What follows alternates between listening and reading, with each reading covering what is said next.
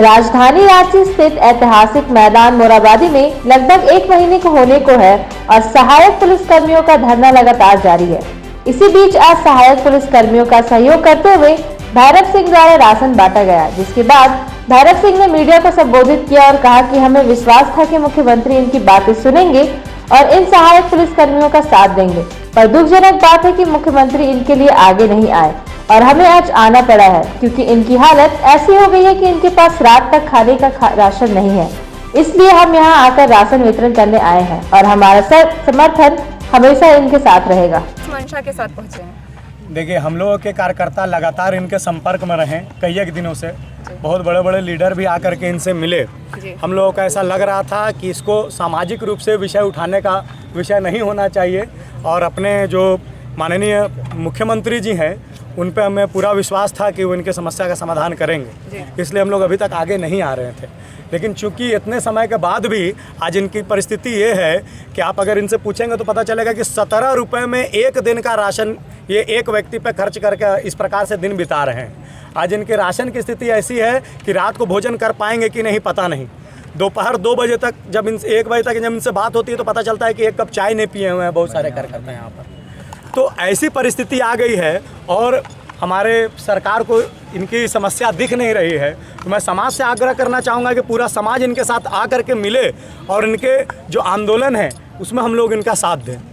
तो आज आप यहाँ पे पहुँचे, आपने बताया कि आप पहले से इनकी खोज खबर रखे हैं जी। आज यहाँ पहुँचे हैं, राजनीतिक है या फिर आप लोगों का मदद करने का मंशा? देखिए मैम, आप लोग हाइपोथेटिकल क्वेश्चन पूछ करके ना कोई भी विषय को राजनीतिकरण दे देते हैं। यह विषय हमारा देश का विषय है, समाज का विषय है। आप इनसे पूछ करके देखिए। आप मीडिया में काम करता, मैं आपसे प्रश्न पूछता हूँ कि 10,000 रुपया में आज किसका घर चल सकता है? 2 बच्चे परिवार वाला भी अगर व्यक्ति रहता है और माँ बाप को लेकर के घर की संख्या 6 हो जाती है। 10,000 के खर्च पे ये लोग महीना में काम करते हैं। कोई हमारी बहन अगर गर्भवती हो जाती है और वो अगर छुट्टी मांगती है तो उसको नो ड्यूटी नो वेतन के रूप में उनको छोड़ दिया जाता है। महीना में 1 दिन अगर तबीयत खराब होता है और वो ड्यूटी पे नहीं जाते उसका भी वेतन काटा जाता है।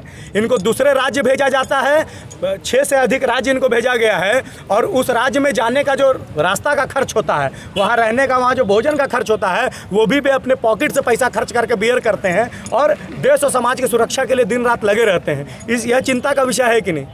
आप लोग इसको राजनीतिकरण का रंग ना देते हुए इसको समाज में और देश में उठ रही एक विकट समस्या के रूप में आप लोग देखें और इसके निदान के प्रति आप लोग काम करें, हमारा सहयोग करें। मात्र सवाल है, ये मात्र सवाल नहीं, है। ठीक है मैम, हम भी आपसे आग्रह करना चाहते हैं कि इन लोगों का विषय उच्च स्तर तक पहुँचे। हमारे माननीय मुख्यमंत्री जी से भी हमारा आग्रह है कि इनकी चिंता करें, हमारे भाई बहन हैं। और आप लोग यहाँ पर अगर समीकरण निकाल के देखेंगे तो 70% से अधिक हम लोग यहाँ पर आदिवासी समाज के लोग हैं और उन लोगों का भी स्वयं हमारे मुख्यमंत्री जी जो स्वयं हमारे समाज के नेतृत्व करता है, उन लोगों को इनका अगर दुख नहीं दिख रहा है तो ये बहुत गलत बात है।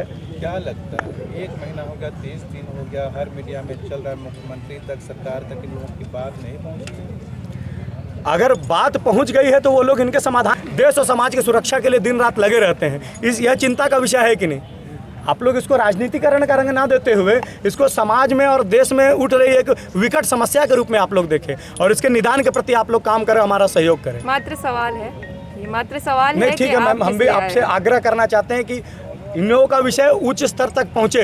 हमारे माननीय मुख्यमंत्री जी से भी हमारा आग्रह है कि इनकी चिंता करें, हमारे भाई बहन हैं। और आप लोग यहाँ पर अगर समीकरण निकाल के देखेंगे तो 70% से अधिक हम लोग यहाँ पर आदिवासी समाज के लोग हैं और उन लोगों का भी स्वयं हमारे मुख्यमंत्री जी जो स्वयं हमारे समाज के नेतृत्व करता है, उन लोगों को इनका अगर दुख नहीं दिख रहा है तो ये बहुत गलत बात है। क्या लगता है 1 महीना हो गया, 30 दिन हो गया, हर मीडिया में चल रहा है, मुख्यमंत्री तक, सरकार तक इन लोगों की बात नहीं पहुँची? अगर बात पहुंच गई है तो वो लोग इनके समाधान के लिए क्यों नहीं आ रहे हैं? 2014 के कानून के अनुसार जो सहायक पुलिसकर्मी है, या मैंने ये कानून बोल रहा है, जो सहायक पुलिसकर्मी है उसको हमारा राज्य सरकार एक उचित निर्णय लेकर के इन लोगों को डायरेक्ट पुलिस में बहाली किया जा सकता है। वो क्यों नहीं कर रहे हैं? 10,000 के खर्च में जो इन लोग काम करते हैं, उसको अगर इन लोगों का मांग है कि हमारा जो वेतन है उसको 24,000 रुपये बढ़ा दिया जाए, महंगाई किस स्तर पे जा रही है आप लोग जानते हैं, उसके आधार पे अगर मासिक भत्ता के इन लोग मांग करते हैं, अगर कोई महिला गर्भवती हो जाती है और गर्भावस्था के समय बोलती है कि हम अगर छुट्टी लेते हैं तो उसका हमारा वेतन ना कटे, तो यह मांग क्या है? यह मांग गलत है क्या? तो ये जो मांग कर रहे हैं सरकार से, हम लोग उनके मांग के साथ है। अब आप लोग 30 दिन हो गया है, इन लोगों की मांग नहीं सुनी जा रही है, और अब ऐसे में ये लोग क्या करेंगे और आप इनके लिए क्या करने के लिए आए हैं? मंशा क्या है? हमारा यही मनसा है कि हम इन लोगों के साथ खड़े हैं। इन लोग जिस प्रकार का भी आंदोलन या विरोध प्रदर्शन करते हैं और अपनी मांग को रख के कानून के दायरे में रह करके जो भी ये काम करेंगे, जो भी ये प्रदर्शन करेंगे, जो भी आग्रह करेंगे समाज से, हम सारे समाज इनके साथ खड़े हैं। इनके राशन पानी की व्यवस्था की चिंता समाज को करनी चाहिए, उसके बारे में हम लोग बैठक किए हुए हैं। तो इनके राशन पानी की व्यवस्था कैसे हो, इसके बारे में इनसे चर्चा करेंगे और उस जहाँ तक हो सकता है हम लोग सहयोग करने का प्रयास करेंगे।